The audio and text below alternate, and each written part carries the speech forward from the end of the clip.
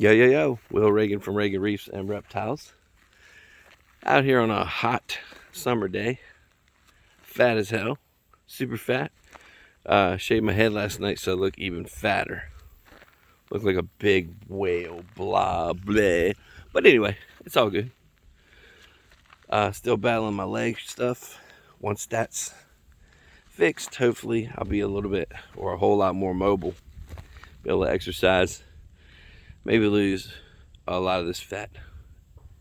If I can lose 100 pounds, I'm buying a new Supra. We looked at one the other day. It was dope as shit, but it was not really for a fat guy. You know, it's more for a little fit dude. But it was awesome. But it was definitely not built for a fatty like me. So anyway, it's kind of just a short little quick video from Virginia. Live in Virginia, always have, and used to be greatly into our native wildlife, big time, when I was a kid, because I couldn't go out and buy animals, you know.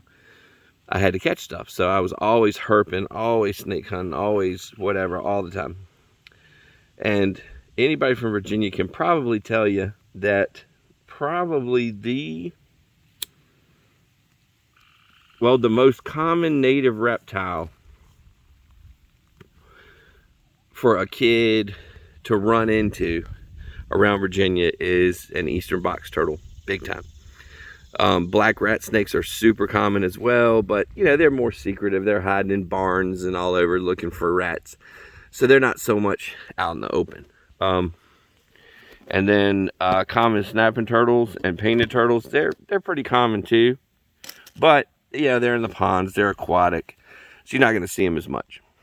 So when you're a kid, man, I'm telling you, you see eastern box turtles a lot. Like, you go out on a drive on a day right after it rains a little bit, and you will pick up 10, sometimes 20 box turtles. They're everywhere.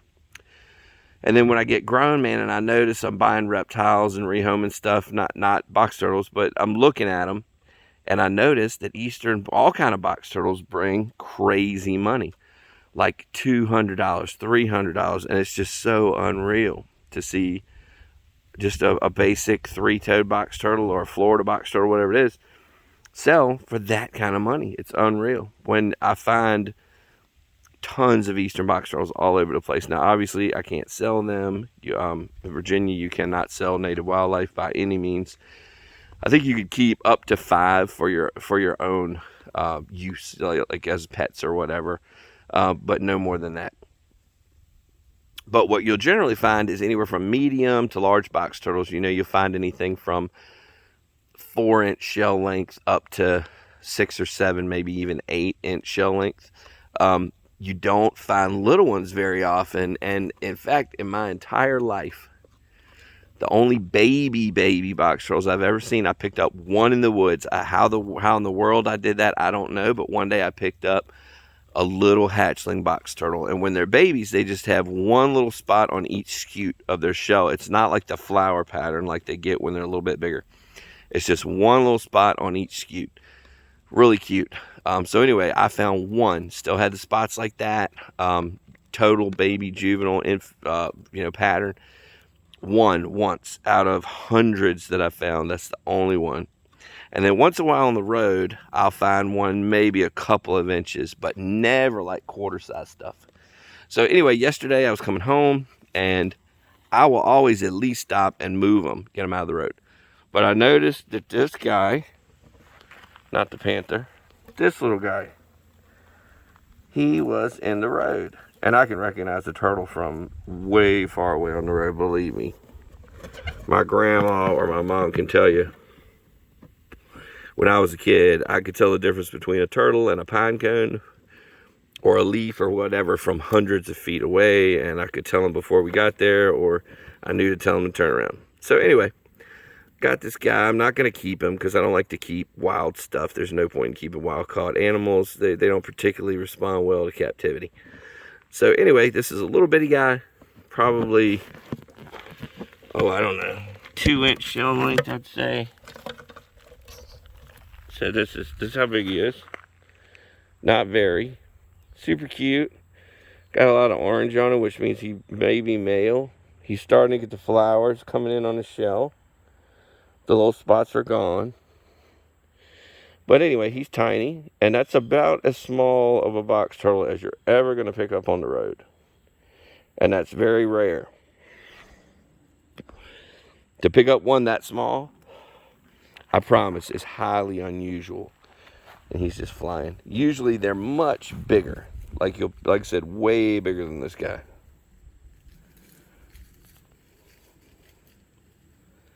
And when I'm out of focus, my lens might be super dirty. There we go. And I apologize for the out of focus shots.